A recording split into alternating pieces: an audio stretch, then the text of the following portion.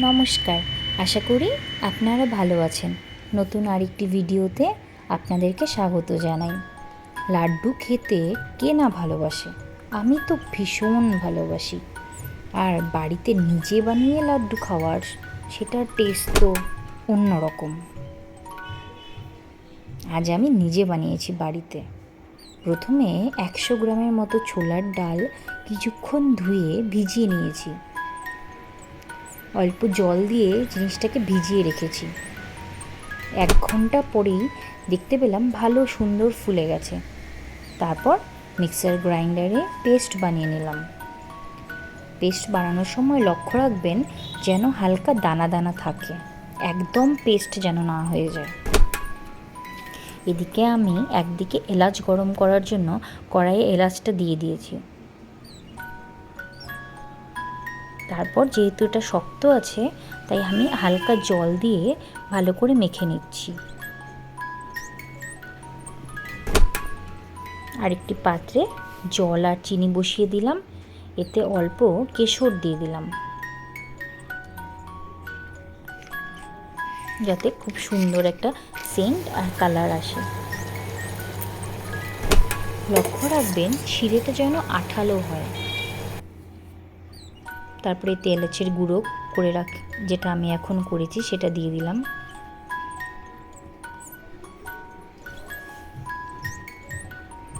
এটা রেখে দিলাম, পরে অন্য কোনো খাবার বানাতে গেলে কাজে লাগবে।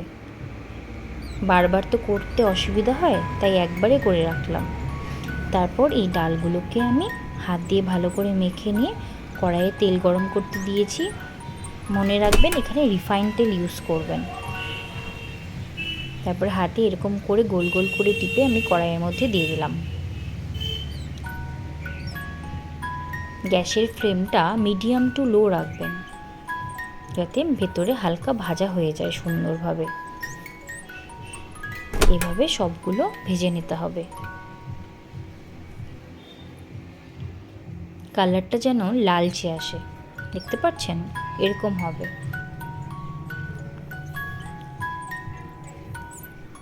এভাবে সবগুলো ভেজে নিব। তারপর ঠান্ডা হয়ে গেলে মিক্সার গ্রাইন্ডারে দিয়ে নেব। পেস্ট যখন হবে লক্ষ্য রাখবেন সবগুলো যেন এরকম গুঁড়ো গুঁড়ো থাকে, একদম পেস্ট যেন না হয়। এদিকে আমি কড়াইয়ের মধ্যে ঘি দিয়ে কাজুগুলোকে ভাজতে দিয়ে দিলাম। এখন এখানে আমি অল্প ঘি দিয়ে দেব। কড়াইয়ে গরম করে নিয়েছি ঘিটা আমি একদম ওখানে কড়াইয়ে দেব না, ডালের উপরে ছড়িয়ে নেব যাতে সুন্দর একটা গন্ধ বের হয়।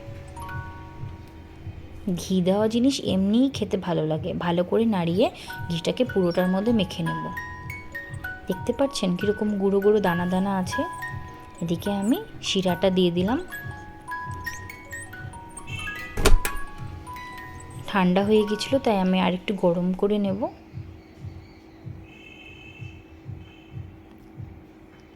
এতে আরেকটু কেশর দিয়ে দিলাম আর দিয়ে দেব অরেঞ্জ কালারের ফুড কালার।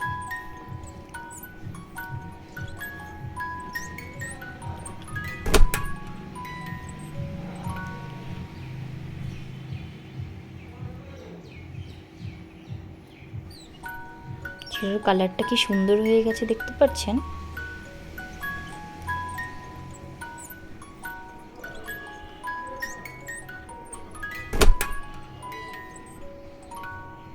এবার গুঁড়োগুলোকে শিরাটার মধ্যে দিয়ে দিতে হবে। আমি আপনাদেরকে শিরাটা দেখাচ্ছি, দেখুন কি সুন্দর আঠালো হয়েছে। লক্ষ্য রাখবেন লাড্ডু তৈরি করতে যেন শিরাটা ভালো রকমভাবে তৈরি হয়ে যায়।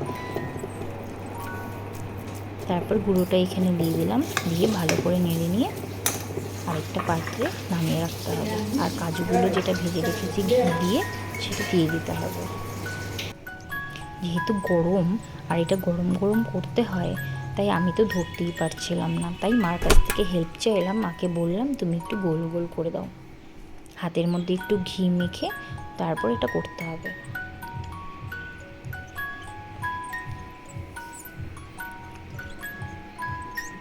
আমি ঠিকমতো ধরতেই পারছিলাম না, দেখুন কোনোভাবেই গোল করতে পারছি না।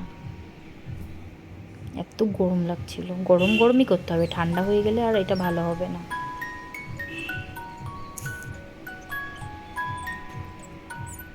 দিয়ে মা সব গোল করে দিচ্ছে আর আমি উপরে কাজু বসিয়ে নিচ্ছি। এটা একবার বাড়িতে অবশ্যই ট্রাই করবেন, তাহলে আর দোকান থেকে লাড্ডু কিনে খেতে ইচ্ছে করবে না কিন্তু। বাস হয়ে গেল আমার লাড্ডু তৈরি। এটা একটু ঠান্ডা হয়ে গেলেই একটু শক্ত হয়ে যাবে, এখন হালকা নরম আছে। ঠান্ডা হয়ে গেলে একটা পাত্রে নামিয়ে রাখবেন। বাস লাড্ডু তৈরি। বাড়িতে অবশ্যই ট্রাই করবেন কিন্তু। যেরকম দেখতে সুন্দর হয়েছে, খেতেও দারুণ টেস্টি হয়েছিল। দেখা হবে পরের আরেকটি ভিডিওতে। ভালো থাকবেন।